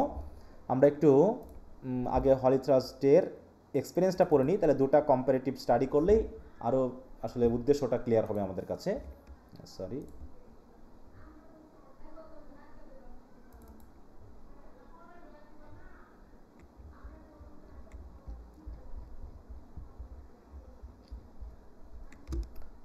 এইবার তাহলে এই যে চার্চে যে বাচ্চাগুলোকে রাখা হয়েছে, বাচ্চারা যে গান করছে, প্রার্থনা করছে চার্চে গিয়ে, এগুলো কি আমরা কি কোনো খারাপভাবে মনে করছি? এগুলো তো ধর্মীয় কাজ নাকি? এগুলো তো খারাপভাবে দেখার কিছু নেই, আছে? বলো। কিন্তু খারাপ লাগবে কখন? খারাপ লাগবে যখন দেখা যাবে যে তারা আসলে যে কাজগুলো করছে, এই যে তারা যে গান করছে, তারা যে প্রার্থনা করছে, তাদের মুখের দিকে তাকিয়ে মনে হবে তারা স্বেচ্ছায় করছে না। বুঝতে পেরেছ? তারা কি এগুলো স্বেচ্ছায় করছে না, তাদেরকে করিয়ে নেওয়া হচ্ছে। তখনই কবির কাছে প্রশ্নটা কি, দেখো প্রথম প্রশ্ন, is this a holy thing to see? বলছে এই জিনিসটা দেখাটা কি খুব পবিত্র? যেটা কি আসলে হলি থিং? যে in a rich and fruitful land, যে ইংল্যান্ডের মতো একটা এরকম ধনী এবং এটা ফ্রুটফুল মানে কি বলো, প্রাচুর্যপূর্ণ নাকি একটা দেশে এরকম এতিমখানা থাকবে? বলো, দরিদ্র বলে মানুষ থাকবে, এটা কি খুব ভালো জিনিস? বলো, এটা কি খুব ভালো? না স্যার। যেই লোক, এই বাচ্চাগুলো এরকম ভাবে গরিব থাকবে, হচ্ছে babes reduce to misery, fed with cold and usurous hand. Fed with মানে কি, যা মানে যেটা দানের টাকা, সেই দানটা হচ্ছে কাদের থেকে আসছে, ওই টাকাটা যারা হচ্ছে কোল্ড এবং ইউজারাস হ্যান্ড। ইউজারাস মানে কি, যারা সুদখোর। বুঝতে পেরেছ? কোল্ড মানে কি, যারা হার্শ, রুক্ষ, তারা জেনারাস হওয়ার ভান করে। তারা কি করছে, তাদের ওই ঘুষের টাকা, তারা সুদের টাকার কিছু অংশ হয়তো ডোনেশন হিসাবে দিয়ে এই স্কুলগুলোকে পরিচালনা করছে। তাই বলছে এই যে স্কুলগুলোকে পরিচালনা করা হচ্ছে, আসলে কি এর উদ্দেশ্য কি ওই বাচ্চাগুলোকে সেবা করা, নাকি ওদের নাম বা খ্যাতি প্রচার করা? কোনটা বলো? আমার দেশে এখনো দরিদ্র মানুষ কেন থাকবে? আমাদের জেলা যে ইউনিয়ন পরিষদে গরিব মানুষের লাইন এত বড় হবে কেন বলো?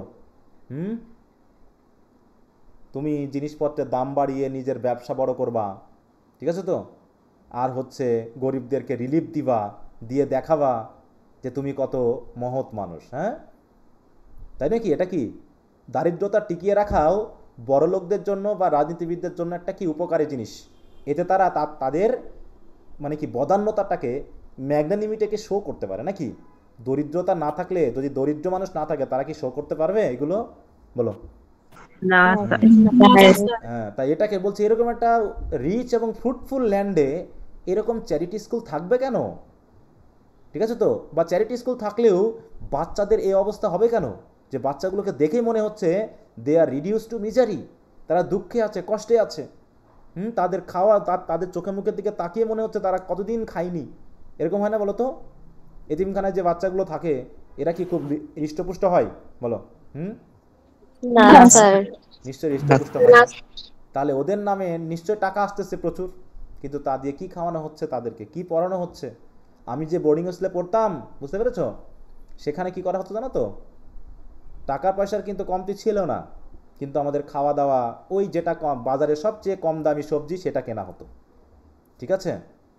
তারপরে দেখা যাচ্ছে যে ওই সকালবেলায় ওই ফ্যান ভাত বুঝো তো, মার ভাত বুঝো, ফ্যান ভাত বুঝো, মার ভাত, জি স্যার। ওই দিয়ে চালিয়ে নিত আর কি। হ্যাঁ, দেখাতে কি শুধু ওই ভাতের চাল তো বেশি নাই, শুধু মার আছে আর হচ্ছে আলু ভর্তা, ঠিক আছে। তো ওই দিয়ে মোটামুটি সকালে খাই, স্কুলে দৌড়।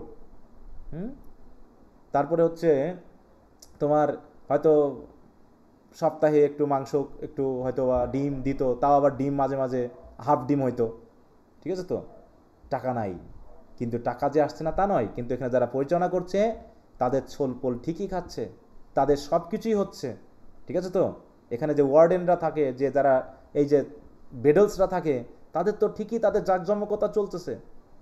আমরা তো দেখছি সেগুলো, একদম সরাসরি দেখছি কি অবস্থা। হ্যাঁ, সাবান, তেল, হ্যাঁ, পোশাক কিভাবে তারা দিয়েছে এদেরকে বা আমাদেরকে বা এটা, তো সেইগুলো দেখলে পারে মনে পড়ে যে কি অবস্থা। তাই বলছে এটা কি খুব হলি জিনিস যে দেখা তো চার্চের অধীনে একটা, হ্যাঁ, এতিমখানা আছে বা একটা বোর্ডিং স্কুল আছে, সেখানে চার্চের অধীনে এতগুলো ছেলে মেয়েকে পড়াশোনা করানো হচ্ছে, ঠিক আছে। তো তার ভিতরে যদি কেউ পড়াশোনা করে নিতে পারে তো হলো, তা না হলে ওখানে পড়াশোনার পরিবেশটা ঠিক একটা হয় না, বুঝতে পেরেছ। পড়াশোনার পরিবেশটা খুব কঠিন, মারামারি ছেলেপুলের ভিতরে পড়াশোনা হয় বলো। তো যাই হোক, ওখান থেকে দেখেছি।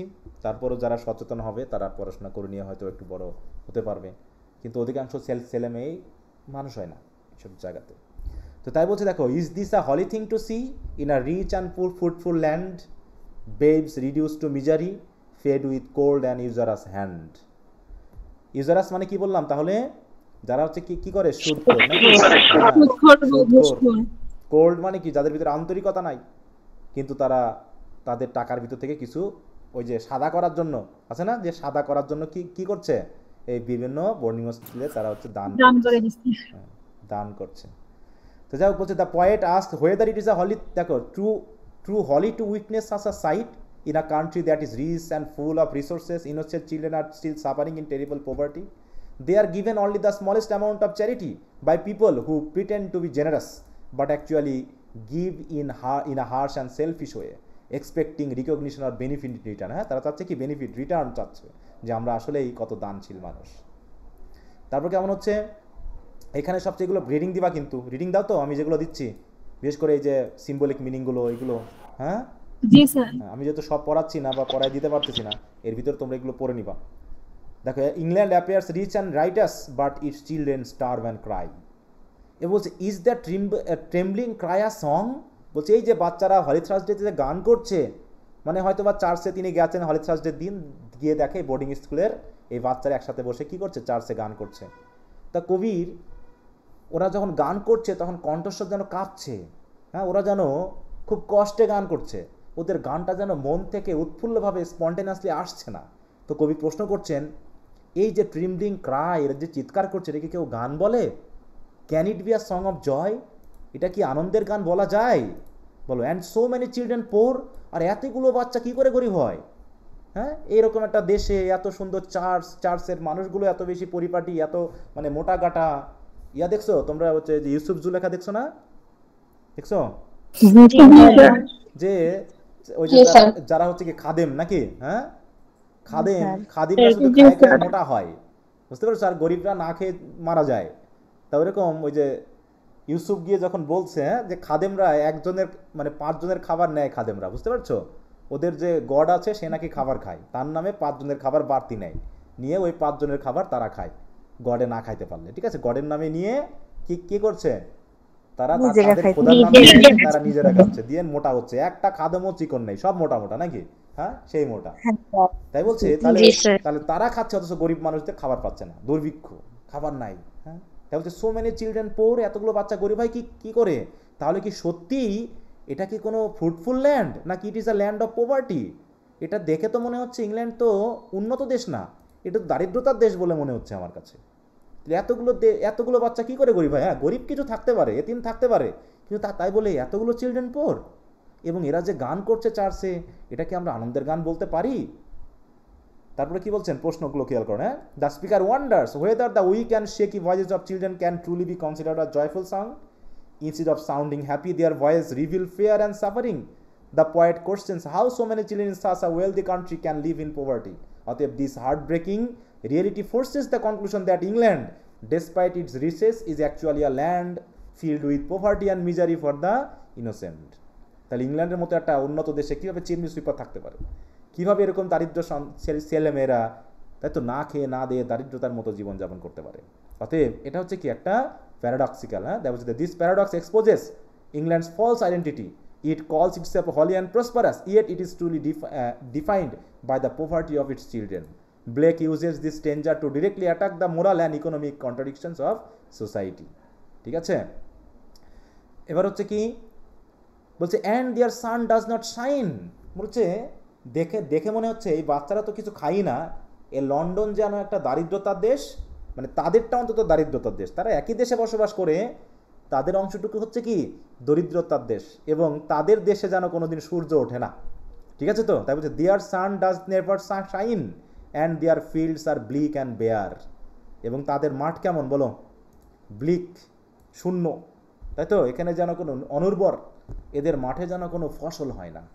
And their ways are filled with thorns, এবং তাদের জীবন চলার পথে যেন শুধু থর্ন বিছানো, কাঁটা বিছানো। কাঁটা বিছানো মানে কি, সমস্যাপূর্ণ নাকি, হ্যাঁ, সমস্যা জর্জরিত, ডিফিকাল্টিতে পূর্ণ। And it is a winter, eternal winter there, আর এখানে যেন কোনোদিন সামার আসে না, স্প্রিং আসে না, সবসময় এদের পৃথিবীতে যেন সবসময় উইন্টারই থাকে। তাহলে একই ইংল্যান্ড, কিন্তু সেখানে যেন পার্থক্য হয়ে গেছে মানুষের মধ্যে, দারিদ্রতার জগৎ আলাদা। ঠিক আমরা ওই যে আই হ্যাভ এ ড্রিম পড়েছিলাম না, বলো, যে সমুদ্র যে হচ্ছে কি তাহলে সি অফ প্রসপারিটি, তাই না, যে আমেরিকা হচ্ছে সি অফ প্রসপারিটি, সেখানে আইল্যান্ড অফ পোভার্টিতে ওই নিগ্রোরা বসবাস করে। এখানেও ঠিক এই ছোটো বাচ্চাদের অবস্থা একই, যে এদের জগৎ যেন আলাদা, এদের পৃথিবীতে যেন সূর্য ওঠে না, সূর্য কখনো আলো দেয় না, এদের মাঠ যেন পুরো অনুর্বর এবং শূন্য, যেন কোনো ফসল হয় না, তাই না খেয়ে থাকে। অ্যান্ড দেয়ার ওয়েজ, জীবন চলার পথ, আর ফিল্ড উইথ থর্নস, মনে হচ্ছে যেন ইট ইজ ইটার্নাল উইন্টার দেয়ার। হ্যাঁ, পুরোটা যেন কি এদের জন্য কখনো সামার বা কখনো স্প্রিং আসে না, সবসময় উইন্টারই থাকে। উইন্টার মানে কি, উইন্টারে কেমন হয়, সব বরফে ঢাকা থাকে নাকি, যেখানে কোনো ফসল হতে পারে না, সব কিছু একদম কি হয়ে থাকে, শূন্য হয়ে থাকে। তাই বলছে দেখো, the children never seem to experience joy and warmth in their lifes, as if the sun never shines for them. Even in natural fertile country, their surroundings appear empty, harsh and lifeless. Their daily paths are filled with difficulties and suffering, like walking through thorny roads. Their lives feel like an endless winter, cold, hopeless and without comfort or love. ঠিক আছে, এখানে thorn তাহলে কি নির্দেশ করছে বলো, দেখো, thorns represents constant obstacle and pain in their lives. Eternal winter কি নির্দেশ করছে, the complete absence of joy, affection and care. এইভাবে তিনি কি করেছেন, বিভিন্ন শব্দ ইউজ করেছেন যেগুলো সিম্বলাইজ করছে বিভিন্ন বিষয়কে। দেখো দেখো, sunlight usually symbolize hope, warmth and happiness, কিন্তু এখানে তো সানশাইন করে না, তাই না, সান কখনো শাইন করে না, এই জন্য তাদের কোনো আশা নেই, কোনো সুখ নেই, কোনো আনন্দ নেই। হ্যাঁ, তারা সবসময় কেমন যেন দুঃখ, কষ্ট এবং কিসের ভিতরে আছে, বিভিন্ন সমস্যার ভিতরেই আছে, দারিদ্রতার মধ্যেই আছে।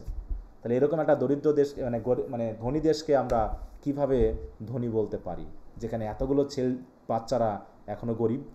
দেখো, হ্যাঁ, কি বুঝতে পেরেছো? অতএব for where ever the sun does shine, কারণ যেখানেই সূর্য উঠুক না কেন, and where ever the rain does fall, এবং যেখানেই বৃষ্টি পড়ে, অন্তত যেখানে সূর্য আলো দেয় এবং যেখানে বৃষ্টি হয়, সেখানে কি ফসল হয় না বলো, বলছে সেখানে অন্তত বেইভ ক্যান নেভার হাঙ্গার দেয়ার। হ্যাঁ, সেখানে বাচ্চারা কখনোই কি থাকতে পারে না বলো, ক্ষুধার্ত থাকতে পারে না। নর পভার্টি দ্য মাইন্ড আপ, দেখো, অ্যাপাল, এবং দারিদ্রতা কখনোই অন্তত মনকে কখনো কি করতে পারে না, এত কষ্ট দিতে পারে না, তাই তো, এত মানে কি বলবো, কষ্ট, ব্যথা এগুলো দিতে পারে না।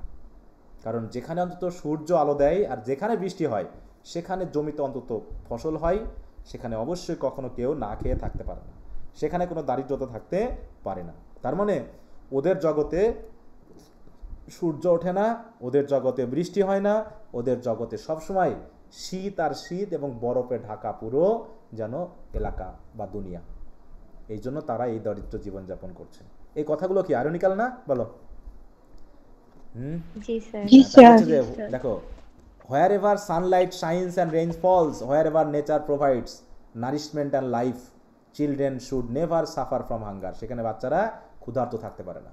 In such a world of abundance, তাহলে এরকম প্রাচুর্যতার জগতে poverty should not exist to disturb and destroy the innocence and peace of young minds. এরকম এই ছোট বাচ্চাদের শান্তি, তাদের নিষ্পাপ বোধটাকে ধ্বংস করার কোনো সুযোগই থাকতে পারে না।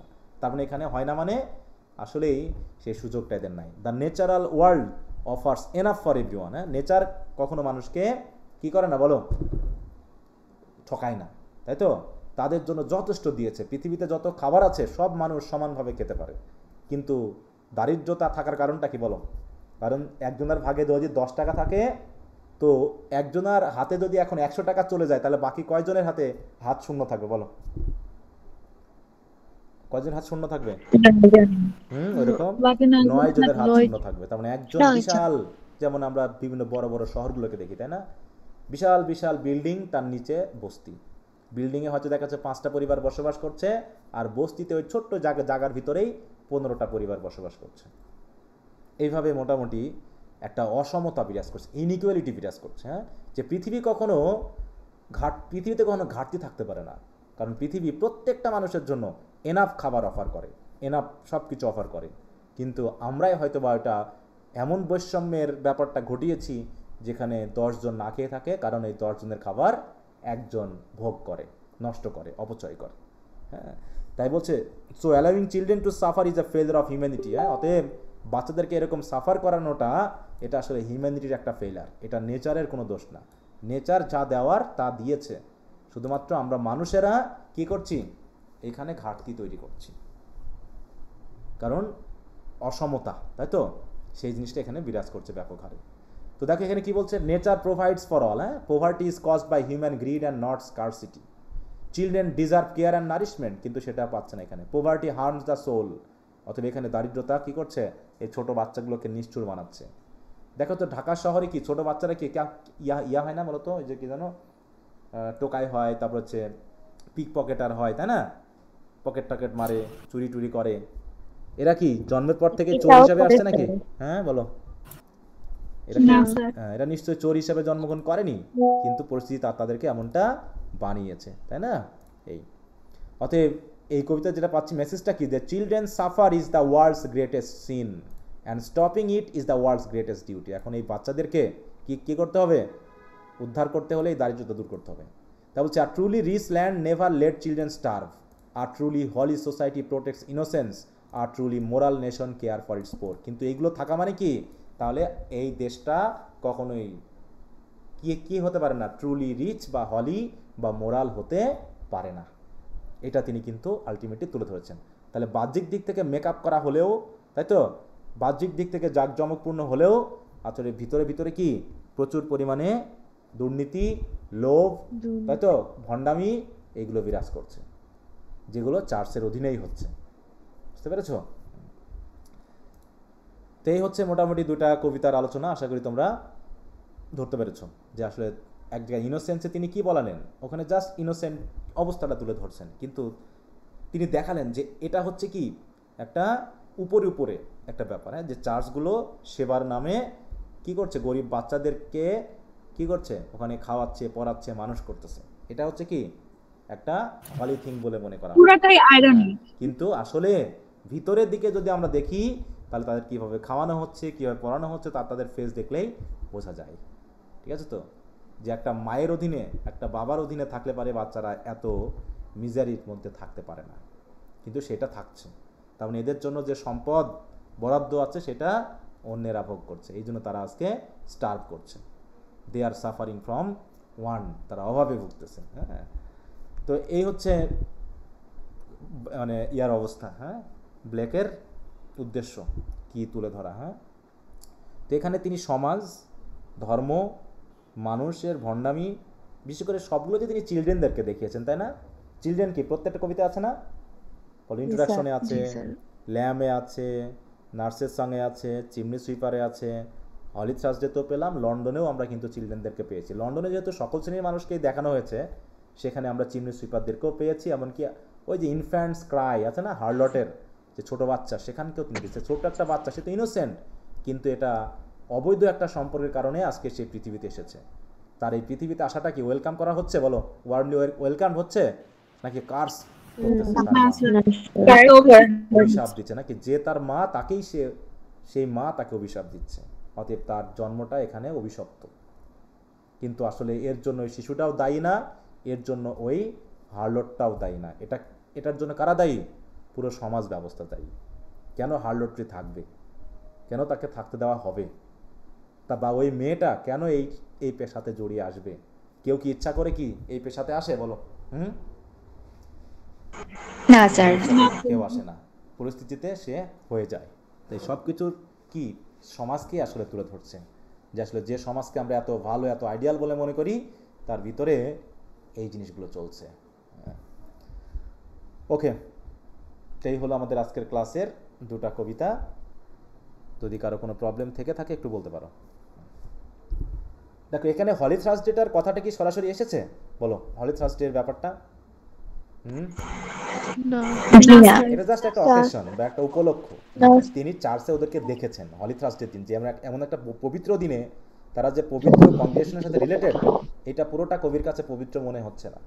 কারণ কি, ওই যে বললাম যে যেখানে ধর্মীয় ব্যাপার আছে, সেখানে যদি ভণ্ডামি থাকে, সেখানে যদি এক্সপ্লয়টেশন থাকে, তাহলে সেটা কখনো পবিত্র জিনিস হতে পারে না। ঠিক আছে? দেখো এই যে এখানে বলছে, হ্যাঁ, যে Blake accuses the church of spiritual failure. হ্যাঁ, এটা আসলে স্পিরিচুয়ালি দে হ্যাভ ফেইলড। কারণ কি, it praises God while letting children starve in a land rich with God's gift. হ্যাঁ, এই সম্পদ তো গডই দিয়েছে, তাহলে সেই এত প্রাচুর্যতা থাকতেও এই বাচ্চাগুলো স্টার্ভ করছে, তাহলে এটা চার্চের একটা ফেইলার। বুঝতে পেরেছ? অতএব ব্লেক কি বলছে, যে religion without love is hypocrisy and a church that ignore suffering has lost is morality. আর যে চার্চ মানুষের সাফারিংকে এড়িয়ে যায়, সে তার নীতি নৈতিকতা হারিয়েছে, সেটা কখনো চলতে পারে না। ঠিক আছে? ওকে, তাহলে যদি কারো কোনো প্রবলেম থেকে থাকে একটু বলতে পারো। আর এই শিটগুলো কিন্তু পুরোটা একবার রিডিং দিয়ে দিবা, পুরোটা বাদ দিবা না কোনো কিছু। হ্যাঁ, আর এখানে যেহেতু কোনো মুখস্থের বিষয় নেই, পুরোটা যদি একবার পড়ে যাও, তাহলে দেখবা যে বাকি কোশ্চেন আনসারগুলো তোমাদের কাছে খুবই ইজি লাগবে। ঠিক আছে? স্যার সম্পূর্ণ কিন্তু শেষ করতে পারতেছি না, যে একটার সাথে সাথে আরেকটা মানে ইনকমপ্লিট। আজকেই যে শেষ করতে হবে তা না, তুমি একটু সময় নিয়ে পড়বা, ঠিক আছে, কিন্তু শেষ করবা। আমি তোমাদের কাছে গতকাল যেটা দিয়েছি আজকের মধ্যে তো শেষ করা সেটা সম্ভব না, তাই না? কারণ গতকাল দিয়েছি আজকে, কারণ গতকাল আমরা 3টা কবিতা পড়েছি, তাই না? 3টা শীট তুমি তো শেষ করতে পারবে না, এটা স্বাভাবিক, কিন্তু পড়ে অন্তত শেষ করবো। আমি যেহেতু বুঝাই দিচ্ছি, বেসিক জায়গাটা আমি বুঝিয়ে দিচ্ছি। এখন এতগুলো পুরো শিটে যে অনেক কথা আছে, তার ভিতর নিশ্চয়ই গুরুত্বপূর্ণ অনেক কথা আছে যেগুলো আমি হয়তো ক্লাসে বলতে পারছি না, সেগুলো লিখে দেওয়া আছে, তুমি না পড়লে এগুলো বাদ পড়ে যেতে পারে। অতএব তোমরা পড়ে নিবা, দেখবা যে ফুল একটা ধারণা পেয়ে যাবা। তারপরেও যদি শিটটা পড়ার পর কোনো জায়গায় বুঝতে অসুবিধা হয় যে স্যার আমি এটা বুঝলাম না, অবশ্যই জিজ্ঞাসা করবা। ঠিক আছে? Okay sir. আর এইভাবে পড়লে পারে আমার মনে হয় না কোনো স্টুডেন্ট কখনো পরীক্ষা খারাপ দিবে, সে যত যেমন কোশ্চেনই হোক। আমার স্টুডেন্টরা পরীক্ষা খারাপ দিতে পারে না, এটা আমি বিশ্বাস করি। আর যদি পড়াশোনা না করো, তাহলে আসলে আমার আর কিছু বলার নেই। ঠিক আছে? জি স্যার। আর আমি শর্টকাটে বিশ্বাসী না, এটা মনে রাখবা। হ্যাঁ, বলো। আপনি যে বলছিলেন এই পিডিএফ গুলো দিয়ে একটা হ্যান্ড নোট নিজে তৈরি করবেন, ওইখানে কি কোয়েশ্চন আনসার গুলো ইনক্লুড করে দিবেন? হ্যাঁ, যদি করি তাহলে অবশ্যই দুইটা আলাদা আলাদা জিনিস হবে। এই হ্যান্ড নোট এটা হবে আলাদা, আর কোশ্চেন আনসার হবে আলাদা। ঠিক আছে তো? কারণ কোশ্চেন আনসার দিতে গেলে আপডেট করতে হয় বারবার, ওটা ঝামেলা আছে। ঠিক আছে? ওইগুলো স্যার আমরা কোন মান্থের দিকে পাবো? আসলে আমি একটু, আমাকে সময় নিতে হবে, 2-1 মাস একটু সময় নিতে হবে, কারণ আমি একটু ব্যস্তের মধ্যে পড়ে গেছি। বুঝতে পেরেছো? মোটামুটি গুছিয়ে ফেলেছি। ড্রামাটা হয়তো আমি আগে দিতে পারবো, পোয়েট্রিটা একটু সময় লাগবে। আমি ড্রামাটা আগে একটু দেওয়ার চেষ্টা করব। বুঝতে পেরেছো? যেটা হয় ওইটাই দিয়ে দিন। এখন পিডিএফ থেকে তো অনেক বেশি সমস্যা হয়, তো দেখা গেছে যে খাতায় লিখে তারপরে পড়তে হয়, পিডিএফ থেকে সবাই পড়তে পারে না স্যার। সেটা ঠিক আছে, হ্যাঁ, এটা সমস্যা নাই। আমি দেখি দুটাই ব্যবস্থা থাকবে, যারা অন্তত পিডিএফ থেকে তারা পিডিএফ থেকে পড়বা, যারা এটা নিতে চায় বা সেটা নিতে পারবা, সমস্যা না। তো দেখি আমি চেষ্টা করতেছি। আমি একটু এই যে ঝামেলা, আমি কিন্তু বগুড়া থেকে ক্লাস নিচ্ছি আপাতত। ঠিক আছে? আমি বগুড়াতে আছি, আমি আবার সোমবারে ফিরবো মেহেরপুরে। আমি মোটামুটি শুক্র শনি রবি সোম, তাই তো, এই কয়দিন, মানে সোম না, রবি, শুক্র শনি রবি, এই 3 দিন থাকছি হচ্ছে তোমার বগুড়াতে, আর 3 দিন হচ্ছে মেহেরপুরে, আর মাঝখানে একদিন আসা যাওয়াতে হয়ে যাবে কাহিনী, বুঝতে পেরেছো? এই জন্য তোমাদের সোমবারের ক্লাসটা নিয়ে একটু ঝামেলা হবে, কারণ আমি সোমবার দুপুরে এখানে থেকে বার হব, আমার হয়তো মেহেরপুরে পৌঁছাতে পৌঁছাতে রাত হয়ে যাবে। এই জন্য ওই ক্লাসটা হয় আমি শুক্রবারে মেকআপ দিব, না একটু অন্য একদিন মেকআপ দিব, বুঝতে পেরেছো? এটা আমার মোটামুটি 2-3 মাসে একটু প্রবলেম হবে এই জিনিসটা। বোঝা যাচ্ছে না। আর ওদিকে হচ্ছে তোমার আবার হচ্ছে বৃহস্পতিবারে আসবো, ওই দিন তোমাদের সমস্যা হবে না। বৃহস্পতিবার যখন আসবো, যারা বৃহস্পতিবারে ক্লাস আছে ওদের জন্য একটু সমস্যা হবে। বৃহস্পতিবার আবার দুপুরে বার হবে মেহেরপুর থেকে, বগুড়ায় এসে রাতে পৌঁছাবো, এই হচ্ছে অবস্থা। হ্যাঁ, আসা যাওয়ার ভিতরেই থাকতে হবে। তো এই জন্য একটু ক্লাসের একটু এদিক ওদিক হতে পারে, তোমরা একটু মানায় নিবা, ঠিক আছে? স্যার ম্যাম কি এখন সুস্থ আছেন? মোটামুটি আছে তো, সুস্থ। আমরা আসলে একটু আতঙ্কে আছি, এছাড়া কিছু না। সে সুস্থ আছে, সব কিছুই ঠিক আছে, শুধুমাত্র একটু আতঙ্কগ্রস্ত আমরা, ঠিক আছে? স্যার আপনার কি ছেলে মেয়ে আছে? আমার সে প্রশ্নের উত্তর জি, আজকে আর স্যার। না দিই। হ্যাঁ, আজকে আর না দিই, ঠিক আছে? মনে করো আপাতত নেই, সামনে একটা হতে যাচ্ছে আর কি। হ্যাঁ, এটা নিয়ে একটু টেনশনে আছি। আচ্ছা, স্যার বগুড়ার কোথায় আছেন? বলো। বগুড়ার কোথায় আছেন? আমি আছি হচ্ছে স্টেডিয়ামের কাছাকাছি, খান্দার স্টেডিয়াম। জি স্যার, চিনতে পেরেছি। হ্যাঁ, এখানে একটা রুম নিয়েছি আপাতত, সাবলেট মতোই, এখানেই উঠছি একটা রুম নিয়ে, তাকে রেখে যাব, আর আমি আসা যাওয়ার ভিতরে থাকবো, বুঝতে পেরেছো? জি স্যার। আচ্ছা, তো ঠিক আছে, তো সবাই তাহলে ভালো থাকো আর পড়াশোনাগুলো করো। তো আগামী সোমবারে হয়তো ক্লাসটা একটু নিতে সমস্যা হবে, যদি সোমবারে সমস্যা হয় আমি বৃহস্পতিবারে নিয়ে নিব, ঠিক আছে? বুঝতে পারছো? জি স্যার। বৃহস্পতিবার বলতেছি, আমি মঙ্গলবারে নিয়ে নিব, সোমবারের দিন পরের দিন হচ্ছে মঙ্গলবার। হ্যাঁ, ওই দিন নিয়ে নিব, আমি জানাই দিব, মেসেঞ্জারে সব জানাই দিব, টেনশন নেওয়ার কিছু নেই। আর স্যার কোশ্চেন আপডেট করলে একটু জানাই দিন স্যার, তাহলে পড়া শুরু করব। হ্যাঁ, কোশ্চেন তো আপডেট আমি করলেই জানাই দিব। Okay sir. আচ্ছা, ঠিক আছে। ওই 2-1টা কোশ্চেন এদিক ওদিক হবে, বাকি যেগুলো দেওয়া হয়ে যাবে সেগুলো পড়ে ফেলবা। হ্যাঁ, আর তোমরা তো অলরেডি কোশ্চেন পেয়েছোই, ওখান থেকে যেগুলো এসে গেছে সেগুলো একটু এড়িয়ে পড়বা, আর আমি তো আপডেট এদিকে করতেছি। হ্যাঁ, ওকে স্যার। ওকে, ঠিক আছে। ওকে, বাই, গুড নাইট। আসসালামু আলাইকুম স্যার। আসসালামু আলাইকুম স্যার। আসসালাম।